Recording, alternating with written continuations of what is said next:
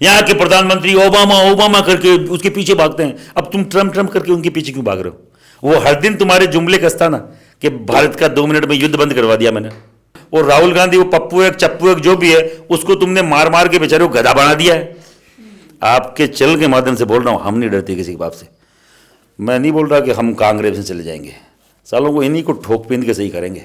इनकी अगर कोई डैमेज हुआ है ना, वो ठट्ठोरे की तरह इनको ठोक पीन के इन्हीं को सही करेंगे।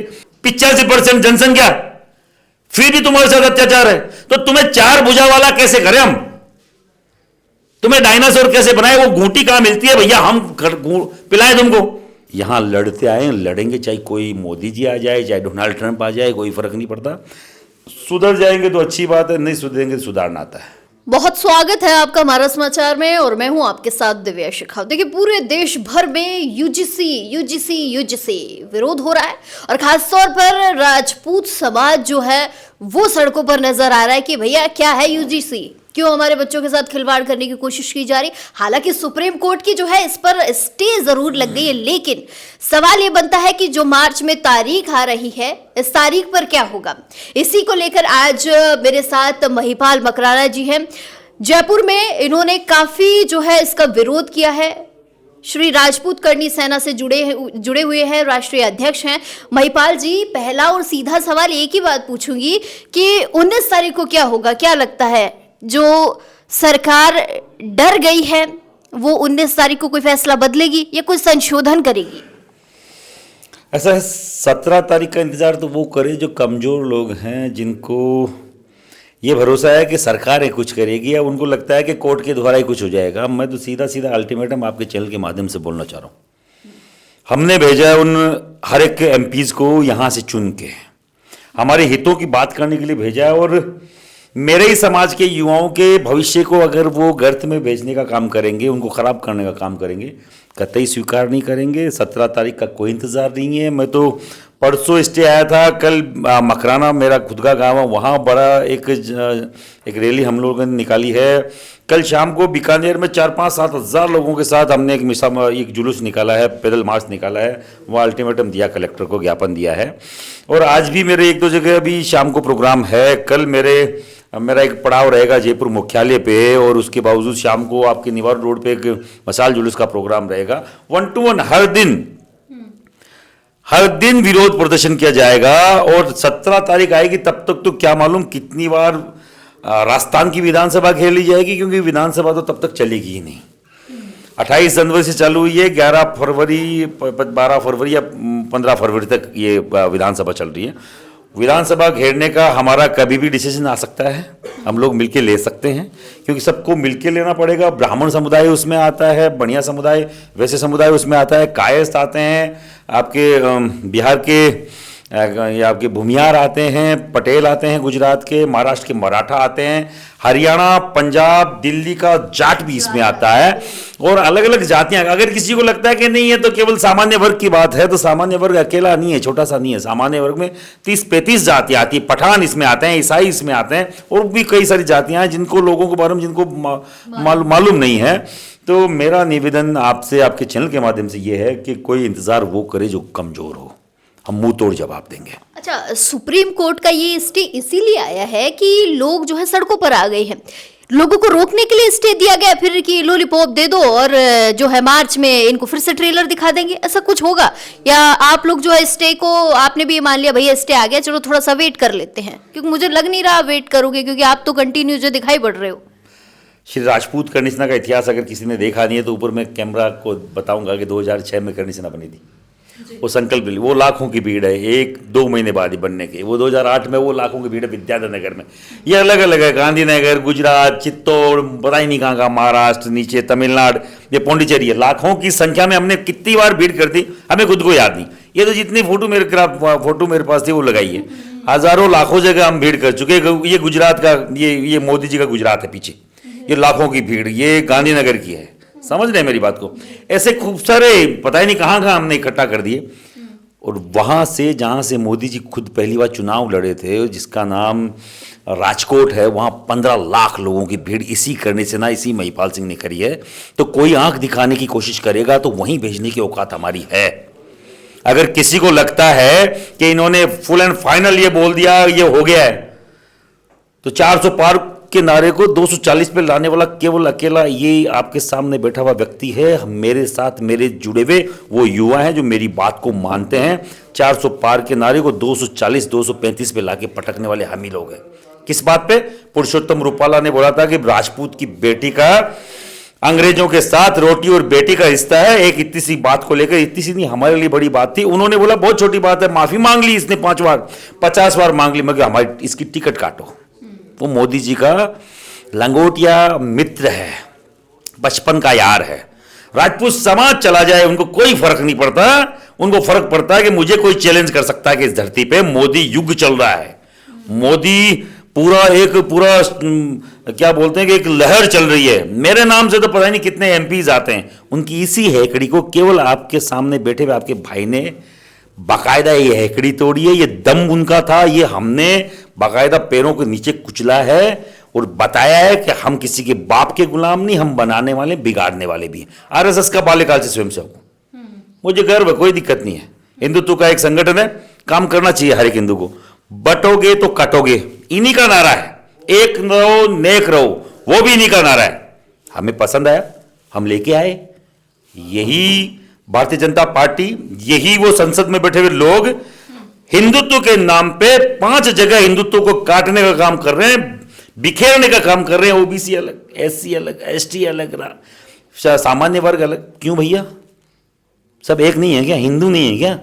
अगर हिंदू हैं तो इस तरीके के तोड़ने का काम बंद कीजिए, नहीं तो हम वो नौजवान हैं जिन्होंने कई कंट्रीज की दशा और दिशा बदल दी है, उनके सिनेरियो बदल दिए, उनके वहां का भूगोल बदल दिया है। जूते पड़े हैं कई मंत्रियों के, दौड़ा के मारा है मंत्रियों को। नेपाल में देखा नहीं क्या? कोई नाली में गिर रहा है, कोई नदी में कूद रहा है मंत्री, वहां के संतरी, वहां के पूर्व प्रधानमंत्री, वहां के मुख्यमंत्री। वो हाल इन नेताओं का हो जाएगा। मैं आपके चैनल के माध्यम से बोल रहा हूं हर एक उस जंगल कास्ट के युवा को, ये आपका जो चुन के गया हुआ कोई भी नेता है, एमएलए, एमपी है, अगर इस पे यूजीसी में नहीं बोलता, काला झंडा दिखाने की तैयारी करो। हर जगह जाए, इनका विरोध करो, कोई प्रोग्राम इनके मत लो। हमने कल शपथ लेना चालू किया है, बीजेपी के कोई प्रोग्राम में सहयोग नहीं करेंगे जब तक यूजीसी काला कानून वापस नहीं होता। और जो एमपी एमएलए हमारे पक्ष में नहीं बोलता, बाकायदा काले झंडे दिखाएंगे, विरोध करेंगे उनका प्रोग्राम का, ज्यादा होगा तो काला मुंह भी करेंगे। ऐसा कोई नेता हमको नहीं चाहिए जो अपने समाज के लिए, अपने बच्चे के लिए नहीं बोल सकता। मोदी जी के तो बच्चे नहीं है, तुम्हारे बच्चे तो हैं, एमपी एमएलए के बच्चे नहीं है क्या? या क्या ऑक्सफोर्ड में डाल दिया सबको? और मुझे मालूम है सबके फॉरेन में पढ़ रहे होंगे, अब्रोड में, कोई लंदन पढ़ रहा है, कोई अमेरिका पढ़ रहा है। मेरे बच्चे तो भैया सरकारी स्कूल में पढ़ते हैं, और वो मेरे ही आदिवासी भाइयों के साथ, मेरे दलित भाइयों के साथ, उनके बच्चों के साथ मेरा बच्चा पढ़ता है। अगर वो आपस में जब बैठ के पढ़ भी नहीं सकता,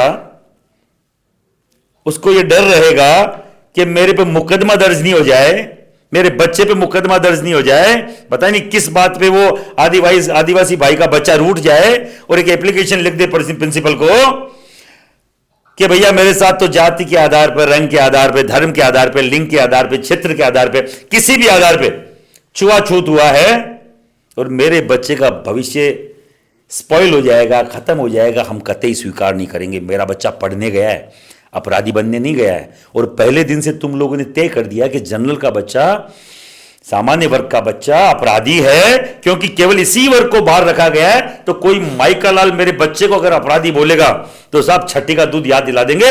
ये हमारा वादा है। ब्राह्मण, बनिया, कायस्थ, राजपूत, भूमियार सब एक प्लेटफॉर्म पे है। मेरी हरियाणा के खूब सारे जाटों के युवाओं का मेरे पास फोन आया कि भाई साहब हम आपके साथ है, कंधे से कंधा मिला के साथ हैं। और मैं धन्यवाद दूंगा हर एक उस भाई को कि भैया कोई भी ओबीसी का व्यक्ति हो, चाहे जाट हो, चाहे खाती हो, चाहे कुमार हो, चाहे माली हो, आप सबको भी साथ आना चाहिए। केवल लॉलीपॉप है।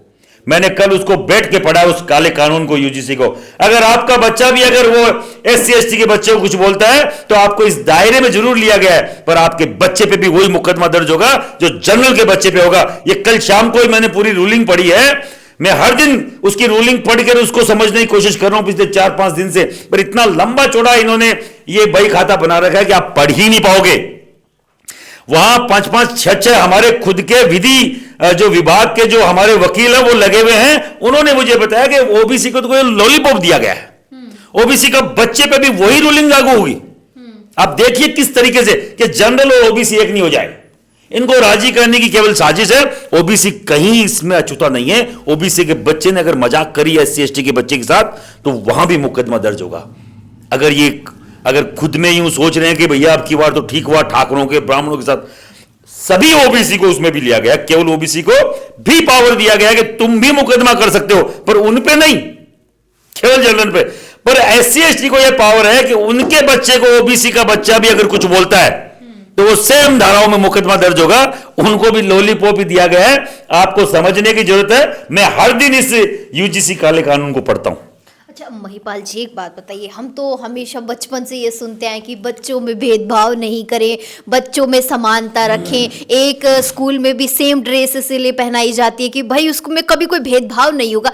अब वही चीज जो है बच्चों में डाल दी गई है। आप बताइए, मेरे जैसा जनरल का बच्चा, मैं कॉलेज जाऊंगी तो मैं तो यही सोचती हुई जाऊंगी कि कोई एससी एसटी का कोई कुछ कह ना दे, या मेरे मुंह से कुछ ऐसा ना निकल जाए कि कल को मेरे ऊपर कोई केस हो जाए, मेरा भविष्य खराब हो जाए।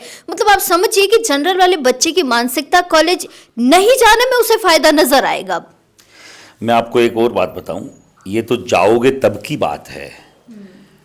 आपने कुछ बोला भी नहीं है, आपने किसी से दोस्ती भी नहीं करी है, और अगर फिर भी उसने झूठा आप पे मुकदमा कर दिया, झूठी एप्लीकेशन कर दी आप पे, तब भी आप फंसेंगे, क्योंकि झूठी शिकायत करने वाले के खिलाफ कोई चार्ज ही नहीं है। तो वहां सब कुछ खत्म हो जाता। आप तो घर बैठे हो, आत्महत्या करने को मजबूर हो जाएगा फिर आदमी। मैं बोल रहा हूं, आप घर बैठे हो, आप कॉलेज गए ही नहीं है, और आपके खिलाफ पीछे से शिकायत लिख दी कि दिव्या शेखावत ने मुझे प्रताड़ित किया।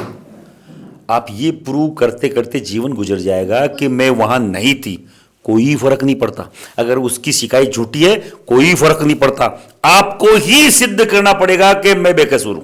मैं कैसे कर पाऊंगी जब मैं उस जगह नहीं थी, मैंने किसी को कुछ कहा नहीं, तो कौन मेरी बात मानेगा? वहां बात मानने के लिए आपका प्रतिनिधित्व होना चाहिए ना, वहां का आपका कोई प्रतिनिधि वहां हो उस समिति में, तभी तो बात बोलोगे। आपकी बात सुनने वाला ही नहीं है। क्षत्रिय की, ब्राह्मण की, बणिये की, वैश्य की, शूद्र की, ये कायस्थ की बात सुनने वाला वहां कमेटी में ही नहीं है। उन सब के कमेटी में मेंबर होंगे, केवल जनरल का कोई मेंबर उसमें नहीं है। सबसे बड़ी बात यह है, आप पहले दिन से अपराधी हैं, आप वहां की टॉपर हैं, एक एप्लीकेशन आपको टॉपर से 0 कर देगा। आप वहां की सुंदर महिला है, सुंदर स्टूडेंट हैं, और अगर किसी ने आपको ऑफर कर दिया और आपने मना कर दिया तो आपकी सुंदरता आपका जीवन खराब कर देगी। यह सबसे बड़ी बात है कि मेरी बहन बेटियों की इज्जत आबरू कैसे बचेगी, मैं उस पर जाना चाह रहा हूं। मैं जिस परिवार से आता हूं, जिस खून से आता हूं, वो पद्मावती का खून है, जिन्होंने मृत शरीर के खुद के हाथ नहीं लगने दे किसी बाहरी आदमी का, इसलिए जोहर कर लिया, अग्नि के सपुर्द कर दिया। उन महिलाओं की इज्जत कैसे बचेगी, उन बच्चियों के परिवार की, वो उस परिवार की बच्चियों की इज्जत कैसे बचेगी? मैं उसको सुन के समझ के अंदर से घबरा रहा हूं कि अगर किसी बच्चे ने मना कर दिया किसी सिरफिरासी को कि मैं तेरे से कोई रिलेशन नहीं रखना चाहती है, मैं कोई फ्रेंडशिप नहीं करना चाहती, तो उस बच्चे का भविष्य खराब करने में एप्लीकेशन लगेगी एक, और उसका भविष्य खराब हो जाएगा। वो कहीं की नहीं रहेगी, वो सीधा जेल का प्रावधान रेस्ट्रिकेटेड हो जाएगी, वहां से रजिस्ट्रेशन खत्म कर दिया जाएगा। कहां जाओगे आप? मजबूर हो जाओगे, ब्लैकमेलिंग बढ़ेगी। आप हर दिन आप जो कहते हैं ना कि बच्चे पहले से इतने पढ़ाई के नाम पे इतने बोझिल रहते हैं कि सुसाइड कितने अटेम्प्ट हो रहे हैं, बहुत ज्यादा हो रहे हैं। तो सरकार वो सब चीजें होगी। मैं आपके माध्यम से बोलना चाह रहा हूं, अभी भी वक्त है, मार्च का इंतजार मत ना करें। इसी सुप्रीम कोर्ट ने आज से 5-7 साल पहले यही एक इस तरीके की एक सुविधा देने की बात कही थी एससी एसटी मुकदमे में, और इन्हीं लोगों ने सुप्रीम कोर्ट के ऑर्डर को ठुकरा कर संसद में बैठ के उसके विपरीत कानून बनाया कि पहले जेल और फिर उसमें हम लोग जांच करेंगे। पहले जेल जाओ, तुम सही हो गलत हो हमें कोई फर्क नहीं पड़ता, एससी एसटी का मुकदमा दर्ज हुआ, जेल जाना पड़ेगा पहली बात, और फिर हम जांच करेंगे 6-8 महीने में। अगर तुम लोग पाक साहब घोषित करके आए तो बाहर आ जाना वापस। वो 6-8 महीने साल भर। मिश्रा जी का कांड पूरे देश ने सुना है, उस मिश्रा जी का नाम मुझे कंफर्म याद नहीं आ रहा।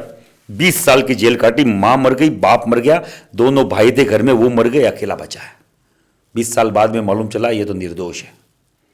पहली क्लास के बच्चे पे मुकदमा दर्ज होता है। अभी का घटना है, अभी की अखबार की सुर्खियां थी। पहली क्लास की बच्चे पे मुकदमा दर्ज होता है, फर्स्ट क्लास के बच्चे के, क्या SC/ST एक्ट में, छेड़खानी में गिरफ्तारी वारंट निकल जाता है।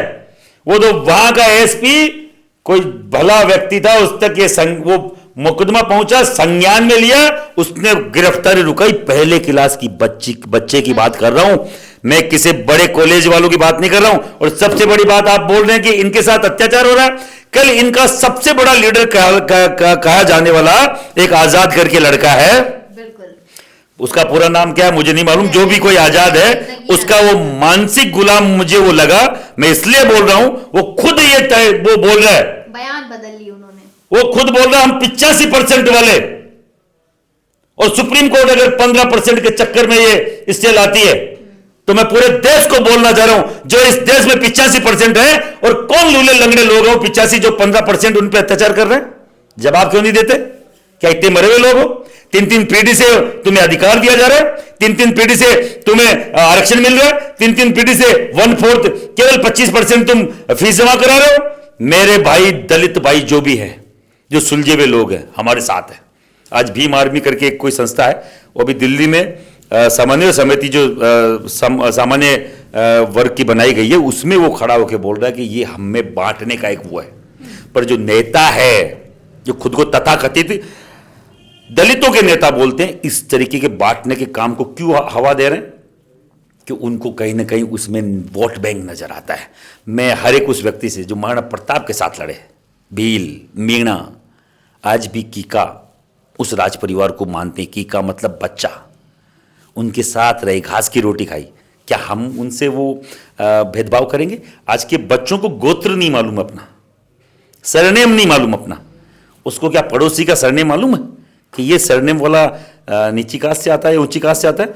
मुझे तो नहीं लगता। मुझे लगता है कि मेरा बच्चा किनके साथ, मेरे खुद के बच्चों के साथ 8, 10, 15 लड़कों का जो ग्रुप है मेरे बच्चे का, उनमें से 7-8 लड़के तो SC/ST से ही आते हैं। उसको मालूम ही नहीं, वो घर आते हैं, खाना खाते हैं आपस में। कोई छुआछूत तो बहुत दूर की बात है, आपस में एक ही थाली में खाना खा रहे हैं।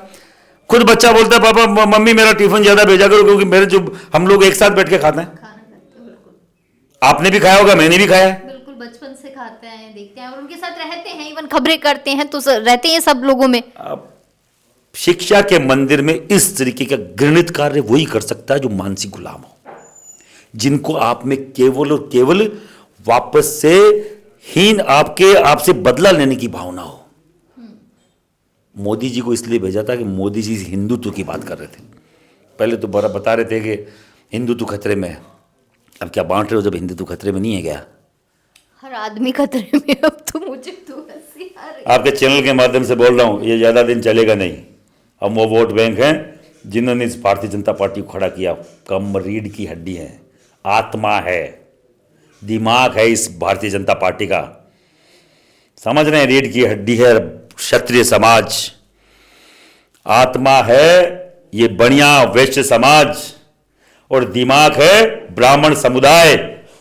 किसी की गलतफहमी हो तो हड्डी नहीं, चमड़ी भी नहीं बचेगी भारतीय जनता पार्टी के इस पूरे कंकाल पे ऊपर। हर एक चीज छीन लेंगे। जो बनाने वाले बिगाड़ना भी जानते हैं, मुझे कोई फर्क नहीं पड़ता। मेरी 1-2 माइंस थी, इन्होंने पहले MP चुनाव में बंद करा दी, अब वो तो बंद पड़ी है भैया। 5-5, 4-4 करोड़ रुपए तुम लोगों ने उस पर अवैध माइनिंग का लगा के, जो वेद ही नहीं करी मैंने, अवैध कहां से करता। अब मेरे पास कुछ है नहीं, ठन गोपाल हूं। तुम्हारे माइक के लाल से डरने वाला नहीं हूं, तुम्हारी किसी भी हरकत से परेशान होने वाला नहीं हूं। मेरे पे अटैक इन लोगों ने कराया पिछले MP चुनाव में, भारतीय जनता पार्टी के लोगों ने, मंत्रियों ने। मैं आपके चैनल के माध्यम से बोल रहा हूं, खुला बोल रहा हूं, मुझे कोई फर्क नहीं पड़ता। आ जाओ, 2-2 हाथ करेंगे। डरता वो है जो लड़ना नहीं जानता। मैं लड़के मरना पसंद करूंगा, ये घुट घुट के न तो मरेंगे न इनकी गुलामी करेंगे। इनका साथ सहयोग दिया था इसलिए क्योंकि हिंदुत्व की बात कर रहे थे, इसलिए दिया था। या अखंड भारत की बात कर रहे थे इसलिए दिया था कि ये भारत को विश्वगुरु बनाने की बात कर रहे थे। कौन सा विश्वगुरु? ब्राह्मण समुदाय जो वेद पुराण की शिक्षा देता है, उसके बच्चे को जेल में डाल दोगे? आप विश्वगुरु की बात कर रहे हैं। ब्राह्मण वैश्य समुदाय जो जीडीपी बढ़ाने की ये बोल रहे हैं, ट्रिलियन, 4 मिलियन, ये टेट्रा मिलियन हमारी वो हो गई है अर्थव्यवस्था। कहीं की कौन लेके जा रहा है? तुम्हारा बाप नहीं किया क्या?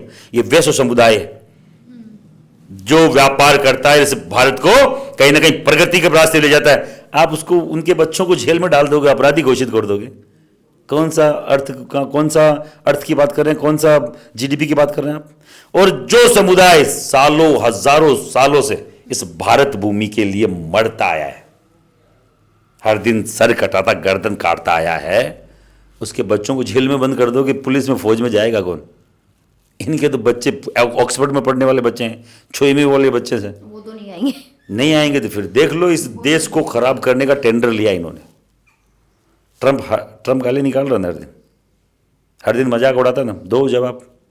तुम नहीं आए थे तब तो बोलते थे यहाँ के प्रधानमंत्री, मतलब अपने प्रधानमंत्री के लिए मोदी जी खुद बोलते थे 2012 से पहले, यहाँ के प्रधानमंत्री ओबामा करके उसके पीछे भागते हैं। अब तुम ट्रम्प करके उनके पीछे क्यों भाग रहे हो?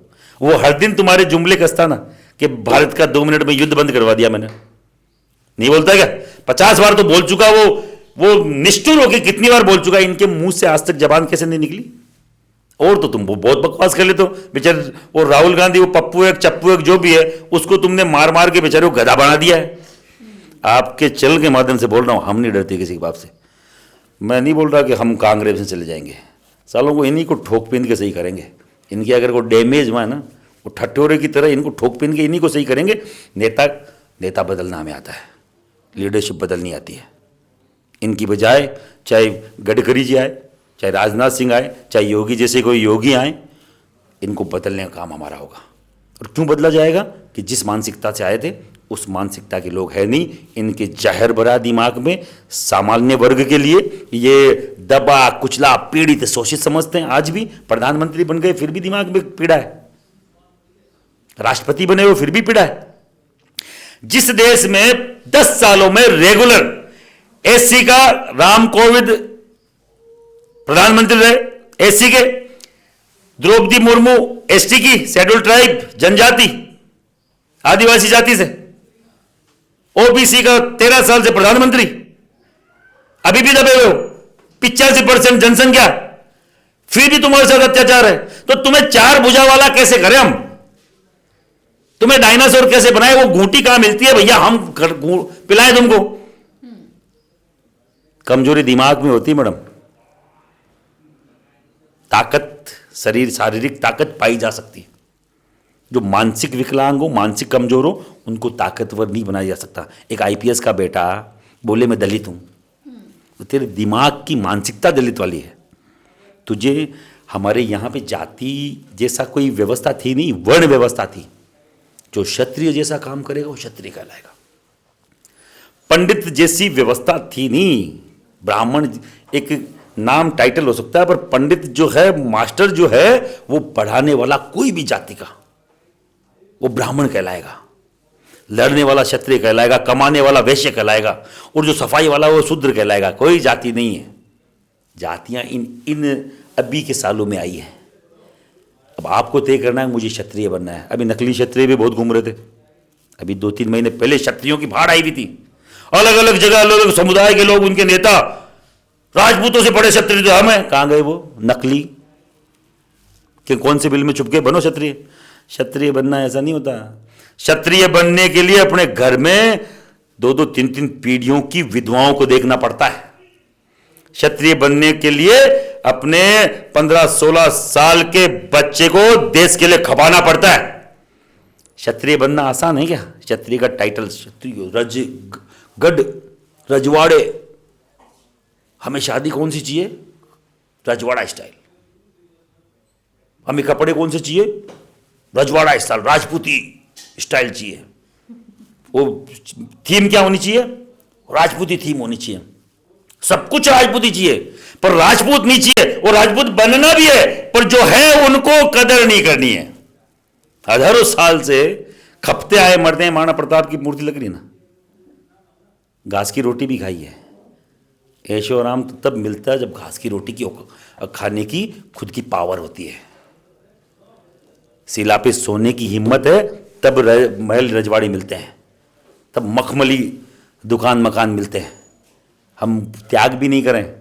वाजपेयी जी ने बहुत बढ़िया बोला था ना, सोमनाथ के मंदिर पे जब अटैक हो रहा था तो 80-90% यहाँ की जनता केवल अपने अपने घरों के ऊपर दीवारों पे चढ़ के युद्ध का आनंद ले रही थी और इंतजार कर रही थी कि कौन जीते, हम ताली बजा के स्वागत करेंगे।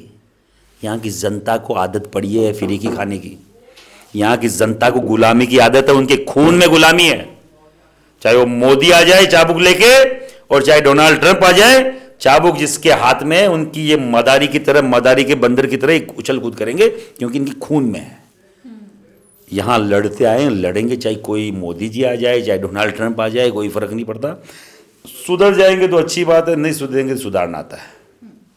चलिए, बहुत शुक्रिया महिपाल जी। तो देखिए कि कहीं ना कहीं जो है धीरे धीरे स्थितियां जो हैं मैं कहूँगी कि विकराल रूप लेती हुई नज़र आ रही है। मेरे साथ भी एक छोटा सा इंसिडेंट हुआ था कि मैंने भी एक वीडियो डाला था, तो एक बच्चे ने जो है बड़ा गंदा सा कमेंट किया, तो मुझे समझ आई कि ये चीज़ की वाकई में स्टूडेंट के मन में है ना कहीं ये चीज़ घर कर रही है कि फला जो है जनरल का है तो मुझे अब उसको टारगेट करना है, मुझे उसे गलत बोलना है। तो ये चीज़ें जो बच्चों के दिमाग में डाली जा रही है उसे खत्म करना बहुत ज़रूरी है। और महिपाल जी ने बिल्कुल ठीक कही है कि अगर ऐसी चीज़ों को बढ़ावा दिया जाएगा ना तो कहीं ना कहीं देखिए भेदभाव रोका जा सकता है, भेदभाव रोकना बहुत ज़रूरी है कि एसटी का है, एससी का, इस चीज़ को रोकना बहुत ज़रूरी है, मैं भी मानती हूँ। लेकिन कि बिना किसी सबूत, बिना किसी गवाह के किसी को भी दोषी ठहराना कहीं ना कहीं गलत हो जाता है। तो खैर जो है पूरे देश भर में इसका विरोध जारी है। अब देखते हैं कि मार्च में जो तारीख है वापस से सुप्रीम कोर्ट क्या कुछ फैसला लेके आती है। लेकिन जो है